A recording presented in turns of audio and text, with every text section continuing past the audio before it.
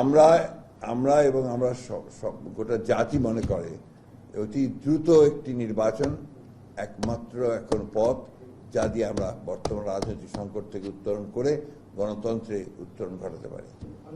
হতাশ হয়েছে বলেছে, হতাশ, যারা হতাশ হয় তারা সারা জীবনে হতাশ থাকে। আনুষ্ঠানিক প্রতিক্রিয়া হয়তো তারা এখনো দেয়নি, তাৎক্ষণিক প্রতিক্রিয়া তারা বলেছে। তা আমরা আশা করব তারা একটা পজিটিভ দৃষ্টিভঙ্গি নিয়ে এই জাতীয় সংকটের এবং গণতান্ত্রিক উত্তরণের পথটাকে পরিষ্কার করবেন, এটা আমরা আশাবাদ ব্যক্ত করি। জি, আর 3 মাসে আপনার 91-তে আপনার নির্বাচন হয়েছে, তখন একটা ছাত্র গণ অভ্যুত্থানের পরে সেই নির্বাচন হয়েছিল। পরবর্তী সমস্ত নির্বাচনগুলো আপনারা লক্ষ্য করেছেন 3 মাসের মধ্যে সম্ভব হয়েছে, এবং এটা এখন আরো বেশি করে সম্ভব যে জনগণ এই নির্বাচনটা চায়।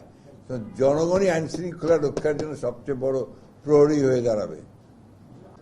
প্রফেসর ইউনূস নিশ্চয়ই এখন পর্যন্ত যতগুলো কাজ করে এসেছেন তাতে করে উনি প্রমাণ করেছেন যে ভবিষ্যতেও তিনি নির্বাচনকে সুষ্ঠু অবাধ করার জন্য এমন কিছু করবেন না যেটা প্রশ্নবিদ্ধ হবে।